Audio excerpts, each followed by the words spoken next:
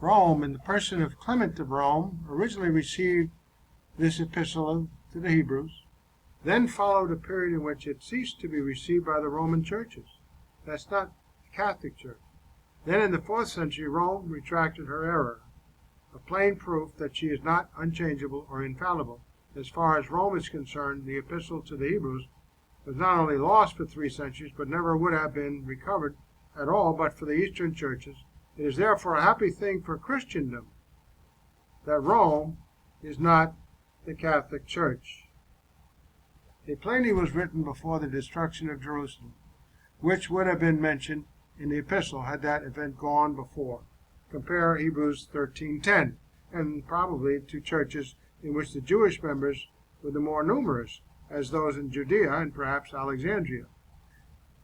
In the latter city, Alexandria, were the greatest number of resident Jews next to Jerusalem.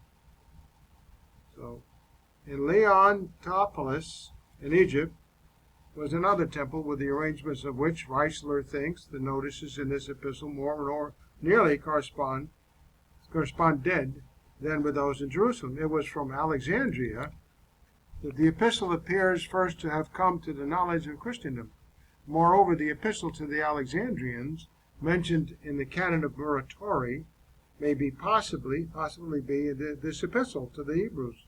He addresses the Jews as peculiarly the people of God, the seed of Abraham, that is, as the primary stock on which Gentile believers are grafted, to which Romans 11:16-24 corresponds.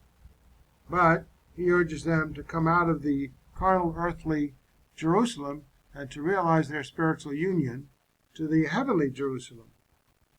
Bible Knowledge Commentary. Many names have been conjectured for the authorship of Hebrews, but the question remains unsolved.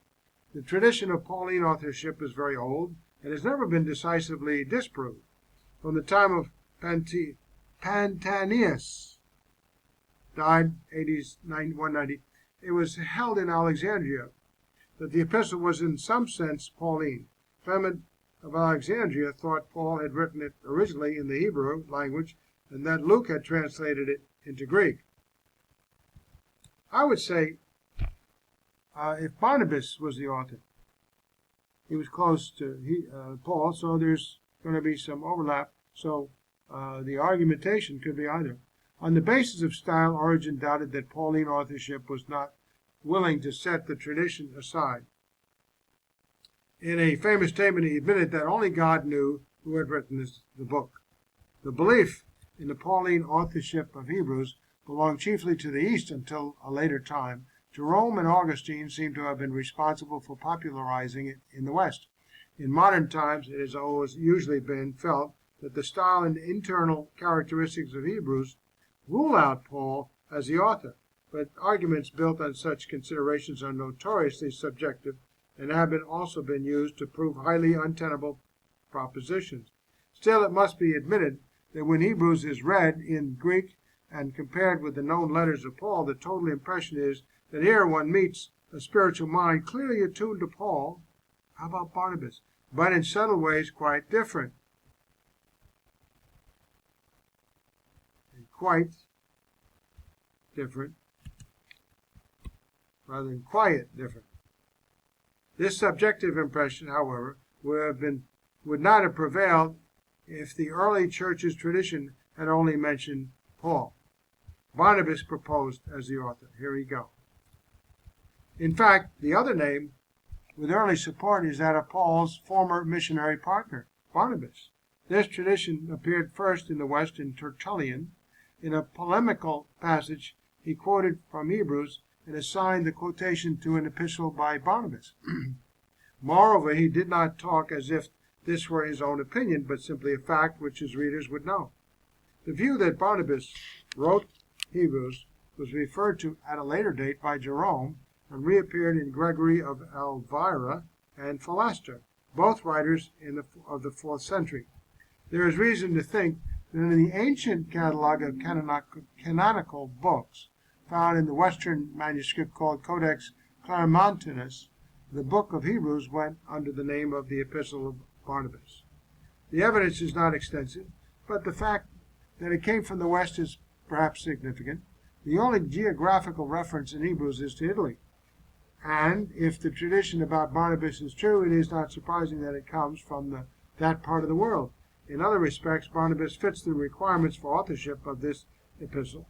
Since he was a Levite, an interest in the Levitical system such as the author of Hebrews displayed, that would be natural for him. Since he had close ties with Paul, the resemblance in Hebrew to Paul's thought would be naturally explained. Moreover, Timothy had been converted in the area of Paul's first missionary journey, and was therefore most probably known to Barnabas. If Paul were dead at the time of the writing of Hebrews, it would not be surprising if Timothy were to join Paul's former companion. The rift between Paul and Barnabas had long since healed, and Paul had later spoken warmly of Barnabas' cousin Mark. Of course, authorship by Barnabas cannot be proved, any more than authorship by Paul can be disproved, but it has more to commend it than the other alternative suggestions. Among these, it may be mentioned that at one time or another, the names of Clement of Rome, Luke, Silvanus, Philip the Evangelist, Priscilla, and Apollos have been offered as possible authors. In particular, the name of Apollos has found favor with some modern writers. The suggestion is often traced to Martin Luther, but the evidence is tenuous and does not include the early traditional support that the proposal Hebrews was written by Barnabas does. On balance, this seems like the best conjecture. If Hebrews were actually authored by Barnabas, then it can claim apostolic origin, since Barnabas was called an apostle. In any case, its divine authority is manifest. Priscilla, with Aquila, proposed as the author. There is some speculation that due to Priscilla's knowledge of the Scriptures, having taught Apollos, that she was the author of Hebrews, but consider that Hebrews 11:32 in the Greek refers to an author of masculine gender. Hebrews 11:32. And what more shall I say? I do not have time to tell. Literally relating masculine about Gideon, Barak, Samson, Jephthah, David, Samuel, and the prophets. So, the prologue. All right, point 2, prologue, introduction. The New Interpreter's Bible. With a literary artistry unmatched in the New Testament, the writer of Hebrews begins addressing the readers. Verses 1 to 4 consist of one carefully composed sentence called a period. That is, a sentence that makes a complete circle around the tract. So far, so rich and full is this sentence that it is understandable why English translations would aid the reader by making of it 3 or 4 more manageable statements. Before attending to its detail, let us appreciate the author's remarkable achievement in this one sentence. The reader's attention is captured and held by a number of rhetorical devices. Alliteration. 5 words in verse 1 begin with the letter P. Contrast. Long ago, in these last days, to our ancestors, to us, by the prophets, by a son. Repetition of relative pronouns and participles, and temporal sequence, pre-existence, incarnation, exaltation. But artistry also serves substance. The sentence expresses the faith held in common with the readers. The passage is not at all polemic, seeking to correct errant views or pedagogical, pressing new and additional ideas on the recipients. In fact, the writer may be quoting in entirety or in part from the liturgy of the church addressed. Whether these verses contain the confession often mentioned cannot be determined. We can, however, appreciate the strategic importance of creating an atmosphere of trust by beginning on common ground. And finally, the writer accomplishes several practical ends in the opening sentence. 1. With a theocentric beginning. Arguments of both continuity and discontinuity between Judaism and Christianity have room. God is the subject of both testaments. The categories of speaking and hearing are appropriate to a word of exhortation and anticipate the oral quality of the entire discourse. The opening sentence is also programmatic in that it introduces most of the major themes to be developed in the sermon, even using the language of two Old Testament texts, very central to all that follows, Psalm 2 and Psalm 110. And 4, the final clause of verse 4, allows the author to introduce the subject of the first major unit, Hebrews 1:5 to 2:18, Christ and the angels. Here we go with Hebrews 1:1.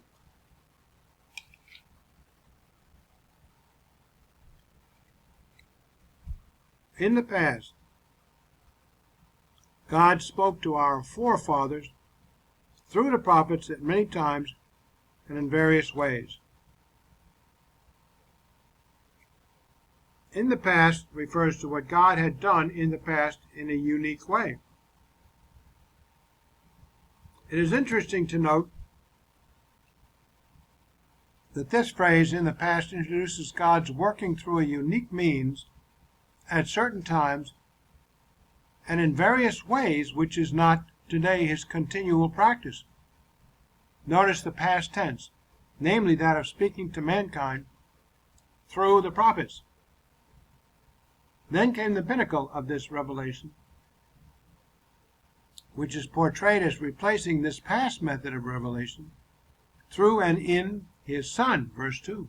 In view of this context, then, the past method of revelation via the prophets in various ways would not be expected to be God's continual practice in present times, as some maintain, especially relative to prophecy and miraculous sign and wonder gifts. For to return to the past ways of revelation, which were a shadow, not the reality, and only served to point to the reality of Christ himself, would be a step backwards.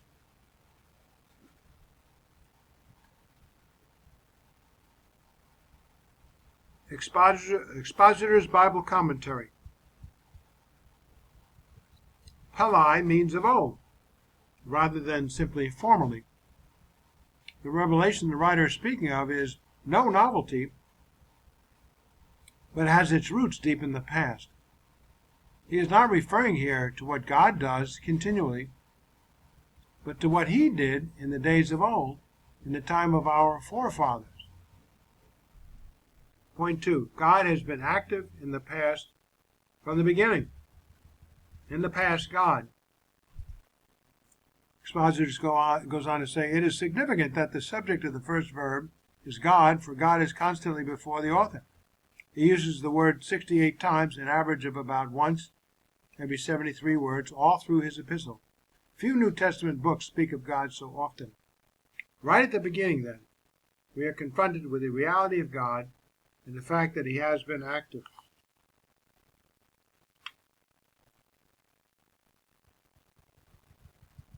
So we have this verse 1. In the past, God spoke to our forefathers through the prophets at many times and in various ways. So God spoke in the past, since the beginning, to believers through the prophets in their lives and in what they said.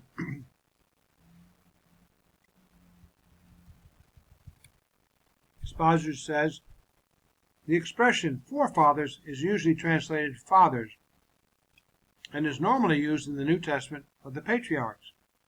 But here, the contrast to us in verse 2 shows that the term forefathers is a shorthand way of referring to Old Testament believers in general. The construction of through the prophets is parallel to that in verse 2, by his Son, dative of possession case, his. God was in Christ, and before that he was in the prophets.